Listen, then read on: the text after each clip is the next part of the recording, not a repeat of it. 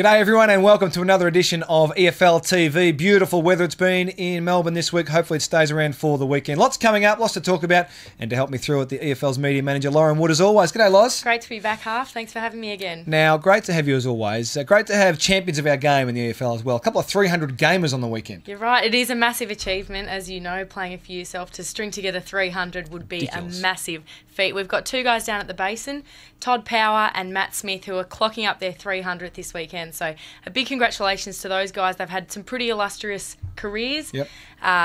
Something like 9 premierships between them, 10 best and fairest, a couple of knee recos thrown in there as well, which we never like to see. But, yeah, certainly a massive congratulations. So it'll be a great day to get down to the Basin and celebrate that one. Well done, boys. Hope it goes well for you. Now, moving from boys to girls, the EFL Under-12 comp has started. It has, yeah. We've got week 3 this weekend at Nunawading, our first ever girls exclusive competition, which fantastic. I'm obviously a little bit excited about, being a little bit biased in that factor. But Under-12s at Nunawading, so there's 5 teams, a little bit of modification to the rules. Yep. But it's been really successful so far. They've had some great weather last weekend.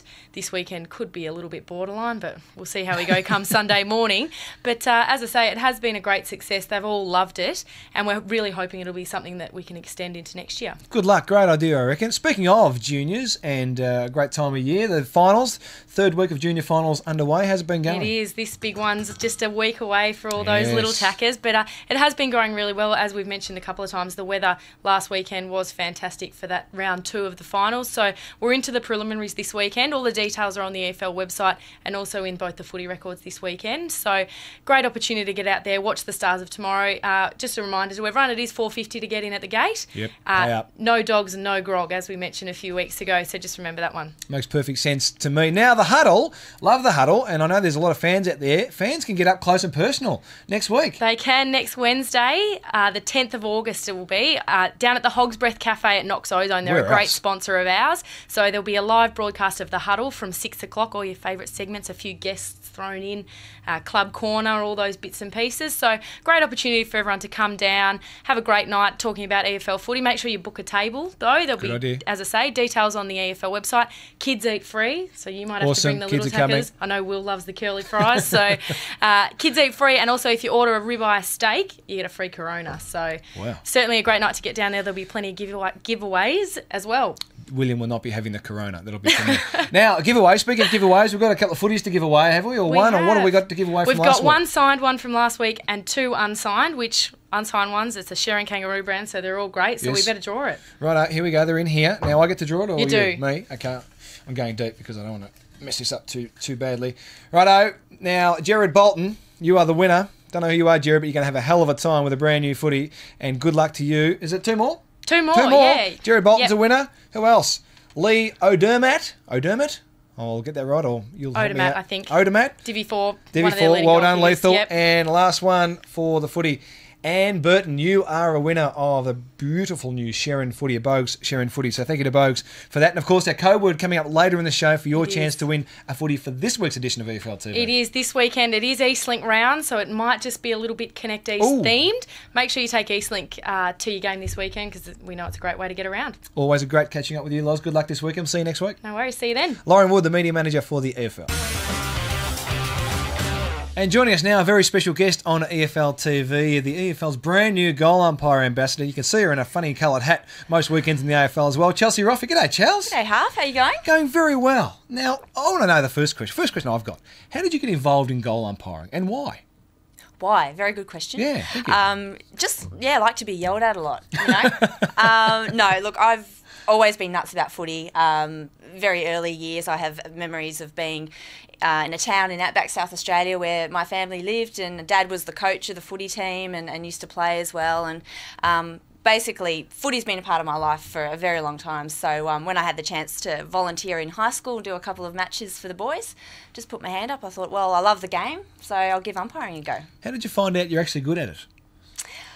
Yeah, well, it's interesting because it's one of those things that probably from externally you think, oh, you know, not much to it. You just stand there and watch the ball go over your head, which, you know, often, yes, that's the case. Yes, sometimes, yes. When you get in and have a go, you realise there are challenges involved. And you start to learn how to read the play and judge what the ball's doing and what the players are doing. And I guess I sort of realised a couple of years in that, maybe there's a bit of a pathway there, and I'd like to aim for the top. It's a great way to stay involved in the footy, in any level of footy, but particularly for someone who aspires to be involved with the AFL like you. It's a great way to get involved.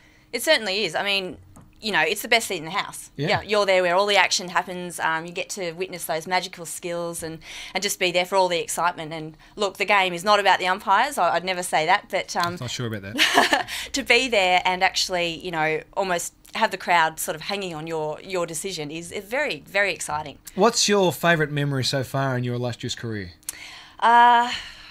There have been lots of highlights, but I'd have to say doing the Anzac Day clash this year was just amazing. I remember just being out there, and it was one of those moments where I thought, I can't believe I'm here, and just to have the crowd right behind it and just the emotion of the day was just an amazing feeling. Yeah. Well, you're doing a great job. What are you going to bring to the goal umpires of the Eastern Footy League? Well, the Eastern Football League have asked me to come along as a bit of an ambassador for their goal umpires. So I'm going to come along and, I suppose, offer a bit of advice for people who might want to come along and give goal umpiring a go. And I guess more specifically for, any girls out there who might love the game and think, well, haven't really thought about umpiring, but, might want to wave the flags and just see how I go. Has it had any drawbacks being the only female goal umpire? Look, I'd say probably the hardest part is getting used to the scrutiny. There's a lot of scrutiny as it is for umpires. And, sometimes it'd be nice just to go out there and not have people know your name or recognise who you are. And I think sometimes that, takes a bit of getting used to, but it's just one of those things. And I knew from day one that I was going in and I was going to be in a unique position, so it was just part and parcel. As long as you stay away from Razor Ray, you'll be fine. You're doing a great job so far, and I'm sure the umpires of the Eastern Footy League are looking forward to spending some time and being mentored by you after your experience in the AFL. Good luck. Welcome to the role, and I'm sure we'll see a lot more of you throughout the year. Thank you. Really looking forward to it. Chelsea Ruffy, the EFL's new goal umpire ambassador. Time to get down and dirty now on EFL TV, talk some actual footy matters. And to do that with us, Benny Waterworth from the EFL media team. Benny, welcome back. Good to be back, back in the chair. Look, it's 2 weeks to EFL finals, and I am so excited, I just can't hide it. I'm extremely up and about. He's about to lose control and he thinks he likes it. Division 1 this week, Noble Park taking on the Knox Falcons, who they tasted defeat last week for the first time in a while. Certainly did, and I don't think you would have liked that half because Baldwin and East Burwood competing for that 5th spot. Knox versus Noble Park is the 98.1 Radio Eastern game, so tune in from 1 p.m, of course, on Saturday afternoon. Tell you what, this is the irresistible force versus the immovable object. It is the best defence versus the best attack in the Eastern Football League. Really looking forward to it.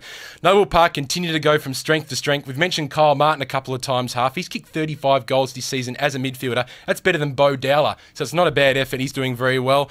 It all depends on how this game starts. If Knox are able to keep it to a bit of a scrap in the first quarter, they might be able to get it over Noble Park, but I just think the stardom, especially around the midfield, might be able to get Noble Park across the line. It's got a bit more spice, I think, than what Knox do. Okay, so maybe back-to-back losses for the Falcons. We'll see what that impenetrable wall does against Noble Park. Division 2, 1v2. I love these games in any division.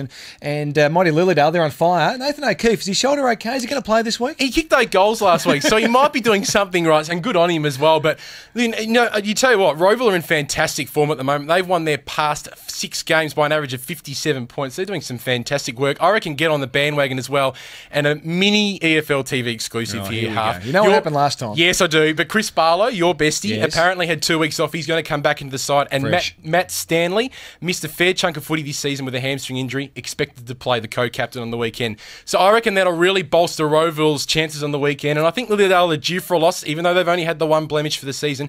Get on the Hawks this weekend. They are charging towards the finals. Waterworth predicting doom for the Eagles. No, so the Falcons, Lilydale Falcons, who are, I can't believe you're predicting a loss from Lilydale. They're on fire. I just think I believe in the loss that you need to have half. I reckon they need it. Divi 3, Mitcham v Baronia. Now, Baronia are in great form, won their last 5. Certainly are. Baronia doing fantastic work at the moment. And Dean Grice has been named in the best for the past 9 consecutive weeks. Division 3 EFL best and fairest, I think could be coming his way. Okay. I tell you what, are you a fan of Josh Groban, however you say it, the classical singer? Can't get enough. Yeah, I tell you what, I reckon Graham McCallum has been playing a song that Josh Groban sings. It's called Don't Give Up, and it's been reverberating around the Mitcham Football Club. They haven't been giving up over the past couple of weeks, doing really good job, even though it's a little bit questionable whether they'll make the finals because slim mathematical chances. They'll make it very tough for Baronia on the weekend, but I just think Baronia might have a tad too much class in the second half and might run out the game a little bit too strong. Okay, Baronia too good in Divi 3. In Divi 4, Ferntree Gully taking on the might of South Belgrave. Yes. Things starting to click for Ferntree Gully. Certainly. Ever since they lost to Heathmont by 145 points in round 7, they've won 8 consecutive games. They're going great guns. South Belgrave won't go out of the top 5. They're going to play finals this season. They have won 5 of their past 7 off the top of my head, so that's a really good effort by them. I just think they're a little bit thin down back for Ferntree Gully. Ferntree Gully at the moment have Morris, Lockhart, Garola, Muscat, Pearce. They've got a plethora of options down there. So get on the Ferntree Gully Eagles. They will beat South Belgrave this weekend. No doubt going to be another very exciting week of EFL footy. As you're right, Benny, we head towards finals action in the number 1 suburban competition in the country. Looking forward to all the action this week. Remember, if you're going to get in and try and win this footy, Eastlink is the code word. You need to email Lauren, competitions@efl.org.au. Do it. The footy's worth winning, signed and all. It's going to be great fun. Have a great weekend. Go the Mighty Ball and Tigers. See you next week.